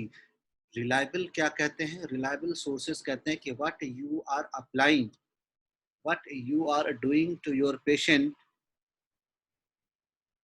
each and every aspect of your must be based on prior experiment. Reliable का मतलब कहता है कि आप क्या दे रहे हो पेशेंट को, आप क्या कर रहे हो पेशेंट के साथ, आप क्या करोगे पेशेंट के साथ, ये सब पहले से एक्सपेरिमेंटली ऑब्जर्व्ड होना चाहिए। तभी आप रिलाई कर सकते हो, हाँ ये जो हम कर रहे हैं ये यही करेगा, ये इससे ज्यादा नहीं करेगा, ये नहीं करेगा। इसका one of the best example Hahnemann जो कहता है that is called drug proving. That means the substance you are giving to the patient, and this substance, what it will cause in the patient is already known to you. That means all the power of derangement, all the pathogenic power of this substance, all the harmful power of this substance that it can produce, that is already recorded in the form of materia medica and in the form of proving. And because of those knowledge, because आपको जब पता है कि ये medicine किसी healthy human being में दिया है, तो ये सिम्टम, ये नुकसान, ये कैरेक्टर इसने प्रोड्यूस किया, दैट मीन्स अब ये मेडिसिन जब कहीं भी किसी को दिया जाएगा तो ये यही प्रोड्यूस करेगा, ये आपको पता है. So you are not using a substance that you are not aware कि अब ये जाके वहां पे क्या प्रोड्यूस करेगा. That is one of the example of reliability. That is one of the example of that you must be aware what you are doing to the patient. This reliability is also a part in case of permanent. Permanent को क्या कहते हैं आप? Permanent का एक example, एक छोटा सा एक ऐसे हम आपको जस्ट एक काउंटर करने के लिए बता रहे हैं. परमानेंट का मतलब ये कभी मत समझ लेना कि लाइफ में अगर किसी को एक बार सर्दी हुई,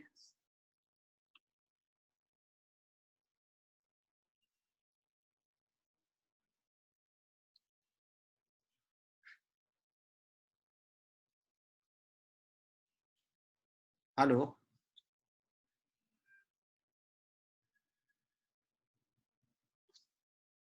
hello, second year, I am audible to you?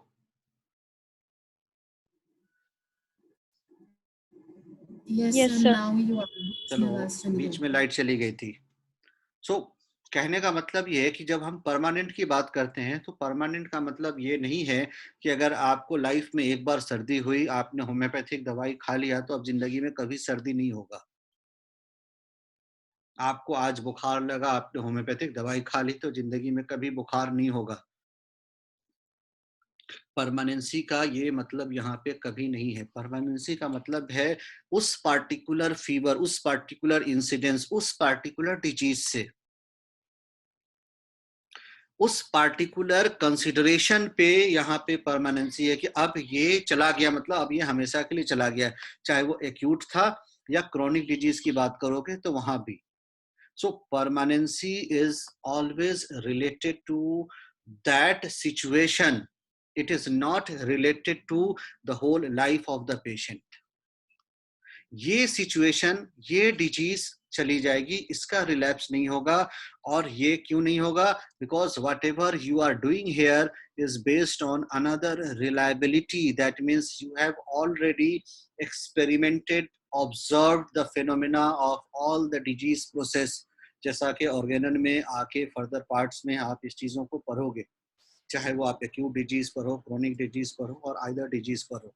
Again a short of reliability, then only you will say that कि ना अब ये चला गया, जिससे आज चला गया, आज ये सर्दी चली गई, अब इसकी लैप्सिंग नहीं होगी या ये लैप्स नहीं करेगा until unless you are well aware of homeopathic philosophy of these type of nature of the disease, then you will not command this for sure. इस सियोरिटी के साथ आप इस चीज को कमांड नहीं कर सकते.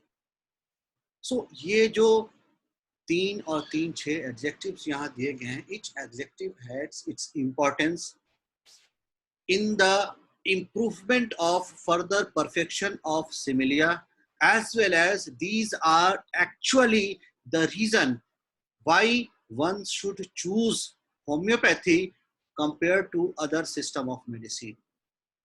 These are the actual parameters that you can differentiate other system of medicine with homeopathy, because these are the actual parameters that are lacking.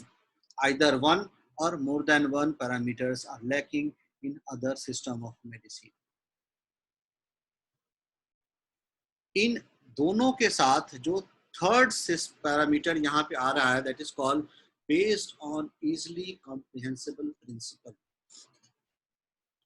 ये कहने का मतलब है कि whatever you are doing, again ये रिलायबिलिटी के साथ इस चीज को कन्फ्रंट करके निकालोगे कि ये जल्दी करना है, अच्छे से करना है, परमानेंट करना है, सब करना है, बट एक डिसिप्लिन है कि नहीं करने के लिए.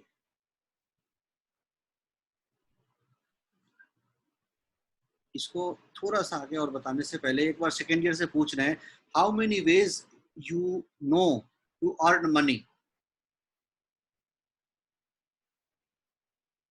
Second year,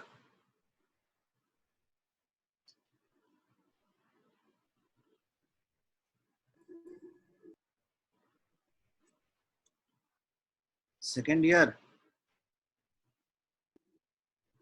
yes sir. फिर सब के सब इकट्ठे चुप हो जाते हो. चलो कौन बोल रहा है बताओ, पैसा कमाने का कितना तरीका आपको पता है? जस्ट फॉर एग्जाम्पल, छोटा सा रफली, हम इकोनॉमी का क्लास नहीं ले रहे, एक रफ आइडिया बताओ. सर एक्टिव और पैसिव. हाँ चलो और.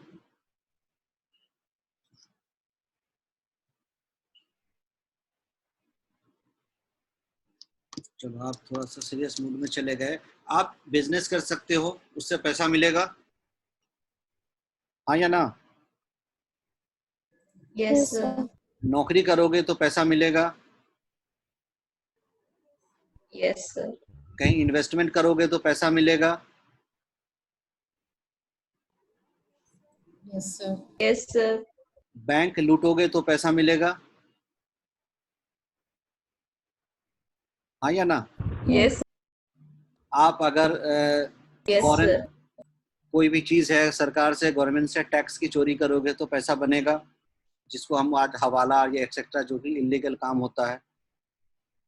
रॉबरी करोगे तो भी पैसा बनेगा. हेलो. Yes sir. तो आपके हिसाब से डिसिप्लिन्ड आइडियल अर्निंग कौन सा होगा? हर अर्निंग क्या सही है, लीगल है? पैसा तो सब में हासिल हो गया, अमीर तो आप बन गए, but whether all these sources can be utilized in the form of legal earning? No, sir. No sir. That is the reason कि यहाँ पे लीगल अर्निंग करने के लिए एक डिसिप्लिन, एक पैरामीटर डिस्क्राइब्ड है कि ये चीजें करोगे then this is the earning of legal. पैसा हो गया इससे मतलब नहीं है कि आप सिर्फ अमीर कह गए. आप अमीर तो कहलाओगे, एंटी सोशल कहलाओगे. आप इलीगल, आप कभी भी कोर्ट ऑफ लॉ में पेनलाइज्ड हो सकते हो. That means that money is not legal. That means that is not suitable and advisable for further continuations. Similarly, symptom तो हटा दिया.